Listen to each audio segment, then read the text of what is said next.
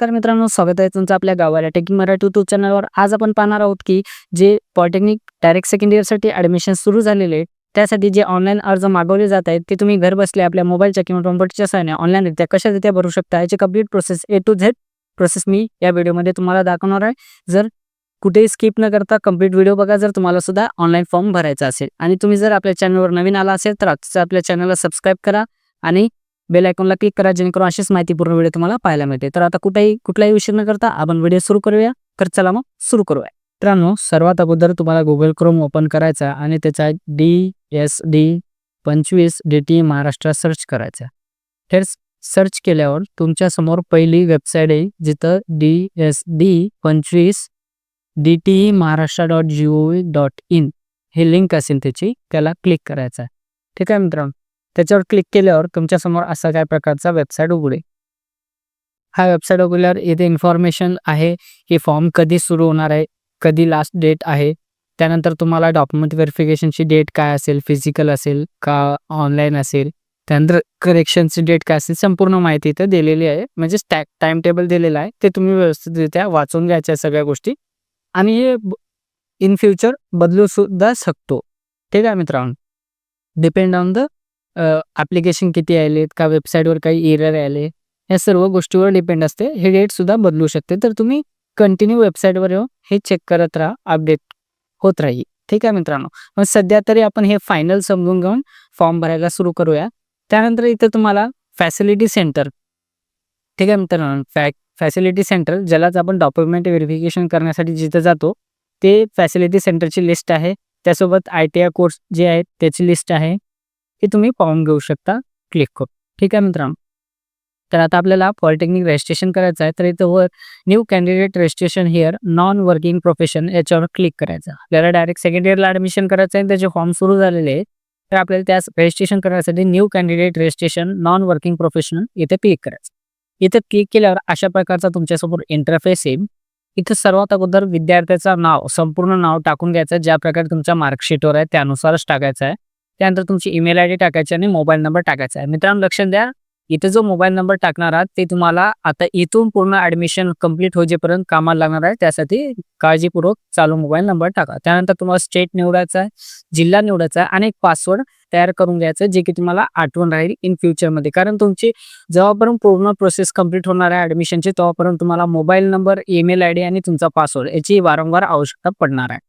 हे सर्व टाकून घेऊन तुम्हाला रजिस्टर नावाच्या बटनावर क्लिक करायचं आहे.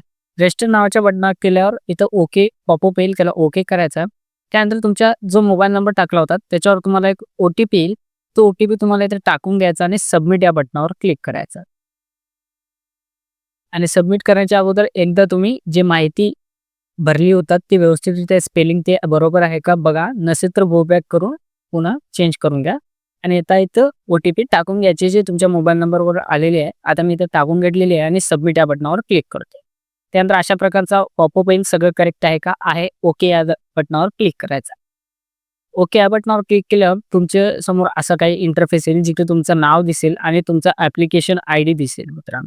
ठीक आहे, रजिस्ट्रेशनसाठी ॲप्लिकेशन ID. आता इथं तुम्हाला click here to log in and fill confirm your information, खाली एक बटन आहे, त्याच्यावर तुम्हाला क्लिक करायचं. आणि हा लॉग इन ID आहे, म्हणजेच ॲप्लिकेशन ID आहे, ते तुम्हाला लक्षात ठेवायचं आणि नोट करून ठेवायचं आहे. कारण तुम्हाला आता लॉग इन करण्यासाठी सुद्धा तो कामाला पडेल. ठीक आहे मित्रांनो, तर आपण आता काय करूया, लॉग इन करून घेऊया आणि पुढील इन्फॉर्मेशन फिलअप करूया.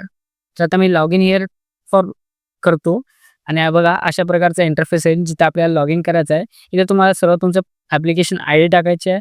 त्यानंतर जो पासवर्ड क्रिएट केला होता तो पासवर्ड तुम्हाला टाकायचा आहे. आणि खाली एक कॅप्चर कोड दिसत आहे, त्याच्यामध्ये गणित असेल, त्याचं उत्तर तुम्हाला लिहायचं, जसं 1+13 14 असं क्लिक घेऊन टाकायचं आणि लॉग इन या बटनावर क्लिक आहे. केल्यावर आता तुमच्यासमोर इथं सर्वात अगोदर ईमेल व्हेरिफिकेशन येईल. ईमेल व्हेरिफिकेशन करून घ्यायचं आहे. समोर दाखवतो तुम्ही कसं करायचं. आणि इथं तुम्हाला 2 ऑप्शन आहेत मित्रांनो डॉक्युमेंट व्हेरिफिकेशन करण्यासाठी, सर्टिनिटी आणि फिजिकल सर्टिनिटी. ठीक आहे मित्रांनो, असे 2 आहे. तर तुम्हाला सर्टिनिटी जर तुम्ही निवडला तर तुम्हाला कोणत्याही फॅकल्टी सेंटरला जाऊन डॉक्युमेंट व्हेरिफिकेशन करायची आवश्यकता भासणार नाही. पण फिजिकल सर्टिनिटी निवडल्यावर तुम्हाला फिजिकली फॅसिलिटी सेंटरला जायचं आहे आणि तिथे डॉक्युमेंट व्हेरिफिकेशन करून घ्यायचं. आणि माझं मत आहे की 100% तुम्ही फिजिकल सर्टिनिटी यूज करा. ठीक आहे मित्रांनो. इथं केल्यावर सेव्ह मोड करायचा आहे. पण शक्यतो फिजिकल सर्टिनिटीज वापरा मित्रांनो. कारण प्रॉब्लेम काय होतो, समजा तुम्ही आता फॉर्म अप्लाय केलात आणि फॉर्म अप्लाय केल्यावर तुम्ही कंटिन्यू बघावं लागेल तुम्हाला, की तुमचा सगळे डॉक्युमेंट व्हेरिफाईड झाले आहेत का नाही. अशा प्रकारे तुम्हाला ईमेल आयडी करून घ्यायची आहे मित्रांनो व्हेरिफाय. ईमेलवर OTP येईल तो टाकून सबमिट करायचं. तर लक्षात घ्या मित्रांनो, शक्यतो फॅसिलिटी सेंटर जर तुम्हाला जवळ असेल, अवेलेबल असेल, तुम्ही पोहोचू शकता. तर तुम्हाला फिजिकली डॉक्युमेंट व्हेरिफिकेशन करून घ्यायचे आणि तिथून लेटर घ्यायचं आहे मित्रांनो. आता मी तुम्हाला फिजिकल दाखवतो, कारण फिजिकलसाठी आता चांगली सिस्टम आलेली आहे. त्यामध्ये तुम्हाला टाईम दिलं जाते, लॉट दिलं जाते. तुमच्या सोयीनुसार त्या टाईमला जाऊन तुम्ही करून घेऊ शकता. ठीक आहे. आता मी फिजिकल करत आहे आणि अपडेट मोड करत आहे. ठीक आहे. आता इथं केल्यावर इथं रिशेड्यूल या बटनावर क्लिक करायचं आहे. त्यानंतर सर्वात अगोदर तुम्हाला डिस्ट्रिक्ट निवडायचा आहे. कारण आता आपण फिजिकलसाठी लॉट सिलेक्ट करत आहोत मित्रांनो. आपल्याला कधी जाऊन फॅसिलिटी सेंटरला डॉक्युमेंट व्हेरिफिकेशन करायचे ते करत आहोत. त्यानंतर फॅसिलिटी सेंटर निवडायचं आहे. फॅसिलिटी सेंटर म्हणजे तुमच्या जिल्ह्याचं पॉलिटेक्निक कॉलेज असेल. त्यानंतर तुम्हाला कधीचा म्हणजे तुम्हाला तारीख कधीची हवी आहे स्लॉटसाठी तारीख निवडायची आहे. त्याच्यानंतर इथं टाईमनुसार स्लॉट असते आणि तुम्हाला अवेलेबल आहे का अनअवेलेबल आहे ते सांगेल. त्यापैकी तुमच्या सोयीनुसार एक निवडायचं आणि सिलेक्ट स्लॉट या बटनावर क्लिक करायचं. अशा रीत्या करून तुम्ही स्लॉट बुक करू शकता आणि त्या तारखेला त्या टाईमला तुम्ही त्या फॅसिलिटी सेंटरला म्हणजे गव्हर्नमेंट पॉलिटेक्निक कॉलेजला जाऊन फिजिकल तिथले जे पर्सन असतील, हेड पर्सन जे डॉक्युमेंट व्हेरीफाय करते त्याला दाखवून व्हेरिफिकेशन करून लेटर घेऊ शकता. तर आता आपण फिजिकल सोबत जाऊ. जर तुम्हाला शक्य असेल तर फिजिकल करा, नसेल तर करा. पण तुम्हाला कंटिन्यू प्रोफाईलवर येऊन पाहावं लागेल की तुमचं अपडेट झालेलं आहे की नाही. आता आपण ॲप्लिकेशन फॉर्म फिलअपवर आलेलो आहोत. इथे तुम्हाला 2 ऑप्शन आहेत मित्रांनो, ग्रुप ए HSC आणि ग्रुप बी म्हणजे 2 ITI. ITI सिलेक्ट केला तर मग तुम्हाला ITIचे ट्रेड जे असतील ते निवडावे लागेल. फॉर्म भरायचा प्रोसेस सेमच आहे मित्रांनो. फक्त तुम्हाला काय आहे सब्जेक्ट चेंज असतील, कारण 12वीचे सब्जेक्ट वेगळे आणि ITIचे. तर आता आपण 12वी सोबत जाणार आहोत आणि ग्रुप ए निवडलाय. त्यानंतर इथं कॅन्डिडेट टाईप विचारलेला आहे टाईप ए. इथं माहिती वाचून घ्या मित्रांनो. टाईप ए मध्ये म्हणलेलं आहे की तुम्ही महाराष्ट्र राज्यातील स्थानिक रहिवासी आहात का आणि 12वी करून केलेला आहात का. त्यानंतर टाईप बी मध्ये उमेदवार वरील ए मधील निष्कुळता नसेल, परंतु तो त्याचे वडील आई महाराष्ट्राचे आदिवासी असतील आणि त्यांचं जर प्रमाणपत्र असेल तर टाईप बी आहे. त्याच प्रकारे टाईप सी जेव्हा तुमचे कोणीच महाराष्ट्रातले नाहीये, पण तुम्ही केंद्र शासनाचे तुमचे आई किंवा वडील सेवक आहेत, केंद्र शासनाच्या नोकरीमध्ये आहेत आणि त्यांना महाराष्ट्रात त्यांची सेवा असेल तर टाईप सी आणि काहीच नसेल तुम्हाला खाली टाईप ई आहे. अशाच प्रकारे टाईप डी सुद्धा आहे. तुम्ही वाचून घ्या की तुमचे आई वडील आणि तुम्ही बाहेर राज्यातील असाल पण तुमची सर्व्हिस हे महाराष्ट्र शासनाच्या अंतर्गत महाराष्ट्र राज्यात असेल तर टाईप डी आहे. ठीक आहे मित्रांनो. अशाच प्रकारे टाईप ई सुद्धा आहे, जे की सीमावर्ती भागांसाठी आहे. आणि शेवटी काहीच नसेल, एकदम बाहेरील असाल तुम्ही तर तुम्ही महाराष्ट्राबाहेर म्हणून टाईप डी निवडू शकता. आता माझ्या केसमध्ये टाईप ए आहे. मी महाराष्ट्र राज्याचा रहिवासी आहे. माझ्याजवळ त्याचा डोमेशियल आहे आणि 10वी-12वी जे पण केलेली आहे ते माझ्यावर सर्टिफिकेट सुद्धा आहे. मी ते सिलेक्ट केलं आहे. सेव्ह टू प्रोसीड या बटनावर क्लिक केलं. असं इन्फॉर्मेशन येईल, कॅप्चर येईल, त्याला ओके करून टाकायचं. त्यानंतर आता इथून आपल्याला एक माहिती भरायची आहे मित्रांनो. सर्वात अगोदर तुमची 12वी कोणत्या जिल्ह्यात झाली तो जिल्हा निवडायचा आणि सेव्ह प्रोसीड या बटनावर क्लिक करायचं आणि पॉपअप येईल, याला ओके करून टाकायचं. त्यानंतर तिथं काही कॅटेगरी विचारण्यात येईल, जसे की तुमची कास्ट कॅटेगरी कोणती आहे, जनरल आहात का रिझर्व्ड आहात. तर तुम्ही ते निवडायचं आहे. जनरल आहे, रिझर्व्ड आहे, जे आहे की तुम्ही निवडून घ्यायचं. रिझर्व्डमध्ये आता OBC असेल, SC असेल, ST असेल ते निवडायचं आणि त्यानुसार तुम्हाला जात प्रमाणपत्र सुद्धा पुढे अपलोड करावं लागेल मित्रांनो. जनरल असेल तर काही लागणार नाही, पण कास्ट असेल तर तुम्हाला कास्ट सर्टिफिकेट अपलोड करावं लागेल. व्हॅलिडिटीची आवश्यकता नाही आहे मित्रांनो. ठीक आहे. त्यानंतर इथं बघा, आता OBC निवडलेला आहे. मी ती कास्ट सर्टिफिकेट कोणत्या अथॉरिटीसोबत माझं इश्यू केलंय आणि माझी कास्ट कोणती आहे हे मला इथं सांगू द्या. अथॉरिटी तुम्हाला माहित नसेल तुमची कास्ट सर्टिफिकेट कोणी इश्यू केले, तुमच्या कास्ट सर्टिफिकेटवर खाली जिथं सही शिक्का असतो तिथे लिहिलेलं असतं सब डिव्हिजन ऑफिसर, डेप्युटी कलेक्टर ते असते.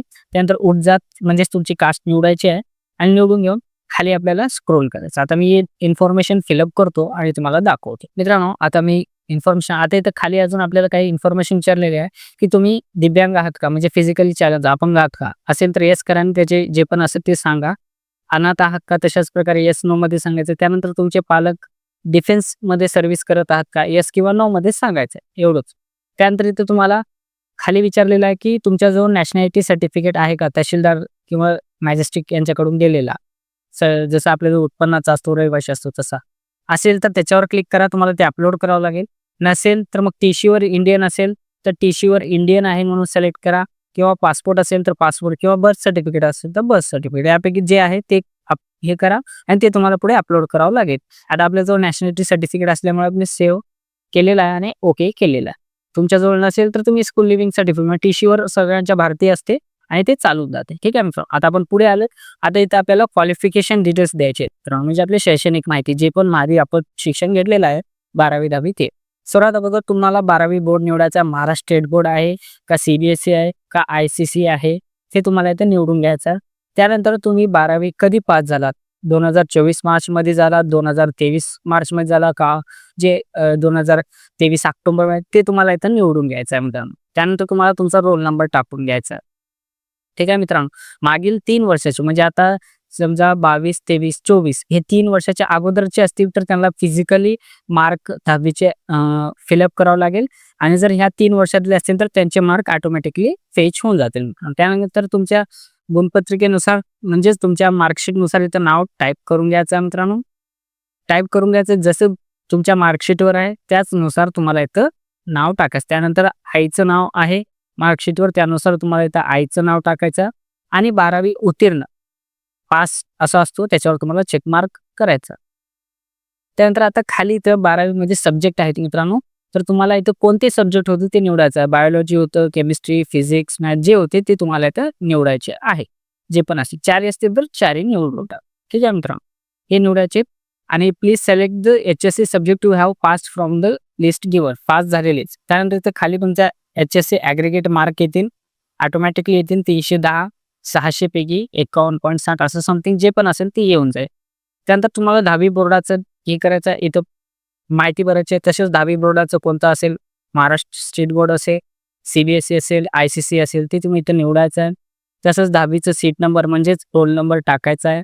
त्यानंतर 10वी कधी पास आउट झाला ते वर्ष निवडायचं आहे, आणि ऑटोमॅटिकली तुमचे हे विषय आहे ते विषयाचे मार्क तुम्हाला इथे येऊन जातील. येत नसेल तर फिलअप करून घ्या. जसे 10वी गणितात किती होते, विज्ञानात किती होते, आणि इंग्रजीत किती होते, आणि कितीपैकी तुमचा पेपर होता ते टाकायचं आहे. त्याचे सुद्धा ॲग्रिगेट होऊन मार्क ऑटोमॅटिकली पुढे येऊन जातील. अशा रीतीने तुम्ही फॉर्म भरून द्यायचा. एकदम सोपी प्रोसेस आहे मित्रांनो. तुम्ही आपल्या घर बसल्या मोबाईल किंवा कॉम्प्युटरच्या सहाय्याने करू शकता. कुठे सीएससी सेंटरला किंवा ऑनलाईन सेंटरला कुठेही जायची गरज नाही तुम्हाला. फक्त तुम्ही फिजिकल केलं असाल तर फॅसिलिटी सेंटरला जायचं आहे डॉक्युमेंट व्हेरिफिकेशन. आता मी इथे सेव्ह प्रोसेस करतो. सेव्ह प्रोसेस केल्यावर आता आपण पुढची जी इन्फॉर्मेशन आहे ते पाहूया आणि भरूया. त्यानंतर तुम्हाला तुमचे पर्सनल डिटेल्स द्यायचे, ज्याच्यामध्ये तुमचं नाव ऑटोमॅटिकली येईल, आईचं नाव येईल, तुम्हाला जन्मतारीख निवडायचं आहे, तुमच्या सणावर ज्या प्रकारे आहे 10वीच्या किंवा 12वीच्या त्यानुसार तुम्ही इथे निवडून घ्यायचं आहे. त्यानंतर तुमचा जेंडर निवडायचा आहे, लिंग मेल आहात, फिमेल आहात, ट्रान्सजेंडर जे असेल ते निवडून घ्यायचं आहे. त्यानंतर आपले वार्षिक कौटुंबिक उत्पन्न. आता मित्रांनो तो उत्पन्न तुम्हाला स्लॉटमध्ये निवडायचं, म्हणजे एका रेंजमध्ये. जसे की आता इथं बघा 15,000 ते 50,000. आता 15,000 ते 50,000 मध्ये जेवढं पण असेल 38,000, 30,000, तर असं रेंज असेल तर तुम्हाला ते मिनिमम आणि मॅक्झिमम रेंजमध्ये निवडून घ्यायचं. ठीक आहे मित्रांनो. आता जे पण असेल ते तुम्ही तुमच्यानुसार निवडू शकता. तुमचे जे रेंज असेल ते तुम्ही इथं निवडून घ्यायचं आहे. तुमच्या उत्पन्नाच्या सर्टिफिकेटवर तुम्हाला असतोच. तुम्ही काढलेला असेल तर तो काढून त्यानुसार इथं निवडून घ्या. त्यानंतर तुमचा धर्म निवडायचा आहे, हिंदू, किंवा त्यानंतर मातृभाषा मराठी जे असेल ते निवडायचं मित्र, हिंदू, मुस्लिम, जैन. आणि लक्षात घ्या मित्रांनो, जर तुम्ही मायनॉरिटी मधून अप्लाय करायची इच्छुक असाल तर तुम्हाला मायनॉरिटीनुसारच निवडावं लागेल. जसं मुस्लिम निवडलात तर तुमची मातृभाषा उर्दू येईल, आणि तुम्ही जर मुस्लिम निवडून मराठी निवडला तर तुम्हाला मायनॉरिटी जे कॉलेजेस आहे किंवा कोटा आहे तो भेटणार नाही. मायनॉरिटी कोट्यातून ॲडमिशन हवं असेल तर त्यानुसारच तुम्हाला इथं सिलेक्ट करावं लागेल. इथं खाली नोट आहे, वाचून घ्या व्यवस्थित. त्यानंतर आता तुम्ही ग्रामीण भागातून राहता की शहरी भागातून ते सांगायचं आहे. जसं रुरल म्हणजे ग्रामीण आणि अर्बन म्हणजे शहर. आता आपण ग्रामीण भागातून राहतो म्हणून मी रुरल सिलेक्ट केलेला आहे. तुम्ही शहरी भागातून राहत असाल तर तुम्ही अर्बन सिलेक्ट करा. ठीक आहे. त्यानंतर तुम्हाला तुमचा ॲड्रेस टाकून द्यायचा व्यवस्थितरित्या. पहिला पत्ता येतो, त्याच्यानंतर राज्य, त्याच्यानंतर जिल्हा, त्याच्यानंतर तालुका निवडायचा, त्याच्यानंतर गाव निवडायचा, आणि शेवटी तुम्हाला पिनकोड टाकायचा. अशा रीत्या तुम्हाला वरून खालच्या लेवलला फिलअप करत यायचं आहे. ठीक आहे मित्रांनो. ही सर्व माहिती झाली. आता ऑटोमॅटिकली तुमचे कॉन्टॅक्ट डिटेल्स आणि ईमेल आयडी ते येऊन जाईल. सेव्ह आणि प्रोसीड या बटनावर क्लिक करायचं, पॉपअप केल्यानं ओके करून टाकायचं आहे. पॉपअप ओके केल्यावर आता तुम्हाला अजून पुढे जे इन्फॉर्मेशन भरायचे ते येईल. त्यानंतर आता इथे तुम्हाला सर्वात अगोदर तुमची फोटो अपलोड करायची आहे मित्रांनो. फोटो कशी असायला हवी? JPG आणि PNG फॉर्मॅटमध्ये असायला हवी. त्याची साईज कशी असायला हवी? 3.5 सेंटीमीटर त्याची विड्थ असायला हवी आणि 4.5 सेंटीमीटर हाईट असायला हवी आणि 8 MBच्या जवळपास त्याची साईज. चूज फाईल करा. चूज फाईल करून तुमची फोटो सिलेक्ट करा. त्याला व्यवस्थित क्रॉपचा ऑप्शन इथे दिलेला असतो तुम्हाला, हे बघा. अशा रीती तुम्हाला क्रॉप करून घ्यायचा आहे आणि सेव्ह या बटनावर क्लिक करून सेव्ह टू प्रोसीड या बटनावर क्लिक करायचं. अशा सर क्रॉपअप येईल, ह्याला सुद्धा तुम्हाला ओके करून टाकायचं. हे झाले आता आपली फोटो. आता आपल्याला आपले डॉक्युमेंट अपलोड करायचे असतात मित्रांनो, ठीक आहे. आता हे डॉक्युमेंट कसे अपलोड करायचे? तर मित्रांनो, डॉक्युमेंट PDF स्वरूपात असायला हवी, लक्षात घ्या. आणि त्याची साईज 1 MB पर्यंत असायला हवी असं त्यांनी सांगितले आहे. तर लक्षात ठेवा, PDFची साईज 1 MB असायला हवी, नाहीतर तुम्ही अपलोड कराल आणि ते अपलोड होणार नाही, प्रॉब्लेम येईल, तुम्ही परेशान. आणि PDF करा मित्रांनो, कारण क्लॅरिटी दिसायला हवी, ठीक आहे, अशा रीती. आणि इथे जे डॉक्युमेंट आहेत ते तुम्ही जे कास्ट जे पण निवडलं आहात त्याच्या डिपेंडवर, किंवा तुम्ही रहिवाशी जसं नॅशनॅलिटी आहे का नाही ते सांगितलं त्याच्यावर सगळं डिपेंड आहे. आणि ते 10वीचं याच्यावर मी सिलेक्ट डॉक्युमेंट याच्यावर क्लिक करतो आणि फाईल सिलेक्ट केल्यावर अपलोड या बटनावर क्लिक करायचं. नंतर अपलोड नावाच्या बटनावर क्लिक करायचं आहे तुम्हाला. सिलेक्ट डॉक्युमेंट, अपलोड या बटनावर क्लिक केल्यावर तुम्हाला फाईल अपलोड करून घ्यायची आणि स्टेटसमध्ये ग्रीन टिक यायला पाहिजे, जसं इथं आलेलं आहे अशा प्रकारे यायला पाहिजे. आणि अशाच प्रकारे तुम्हाला सगळे डॉक्युमेंट अपलोड करायचे आणि व्ह्यू करून सगळे डॉक्युमेंट क्रॉस व्हेरिफिकेशन करायचं आहे. जसे आता मी करत आहे 10वीची मार्कशीटसाठी, म्हणजे 10वीची मार्कशीट आहे का व्यवस्थितरित्या क्रॉस चेक करायचंच आहे. कारण डॉक्युमेंट व्हेरिफिकेशनमध्ये DBमध्ये रिजेक्ट व्हाल जर तुम्ही ऑनलाईन म्हणजे सर्टिफिकेट निवडले असेल तर. त्यासाठी मी म्हणतो की फिजिकली करा. अशाच प्रकारे तुम्हाला सर्वात अगोदर 10वीची मार्कशीट, त्यानंतर 10वीची तुमची 12वीची TC, त्यानंतर जसं आता मी एज नॅशनॅलिटी सर्टिफिकेट असलेलं निवडलं होतं म्हणून मला इथं तो ऑप्शन आलेला आहे. जर मी निवडला नसता तर माझं TCचा ऑप्शन होता. त्यानंतर बघा इथं कास्ट सर्टिफिकेट, जर तुमच्याजवळ कास्ट सर्टिफिकेट असेल तर तुम्हाला कास्ट सर्टिफिकेट 100% तुम्हाला हे करावं. ते candidate enable to proceed the caste certificate during the document verification stage shall be treated as a general category, have to pay different ₹100 fee. जर तुम्ही कॅटेगरी सर्टिफिकेट अपलोड नाही केलं, नॉन क्रिमिनल सुद्धा upload करायचं मित्रांनो 31 मार्च 2025च्या अगोदरचा, लक्षात घ्या. आणि कास्ट सर्टिफिकेट जर तुम्ही अपलोड केला नाही तर मग तुम्हाला जे ओपननुसार असेल त्याचनुसार ट्रीट केलं जाणार आहे, त्याच्यानुसार फी घेतलं जाणार आहे. जसे आता ₹300 फीस आहे मित्रांनो. जर मी कास्ट सर्टिफिकेट अपलोड करणार गेलो तर मला ₹400 फीस लागणार आहे. अशा रीत्या एक्स्ट्रा चार्ज लागणार आहे. तुम्ही त्यासाठी म्हणलो की तुम्हाला कास्ट सर्टिफिकेट 100% असायला हवं जर तुम्ही कास्टमधून अप्लाय करत.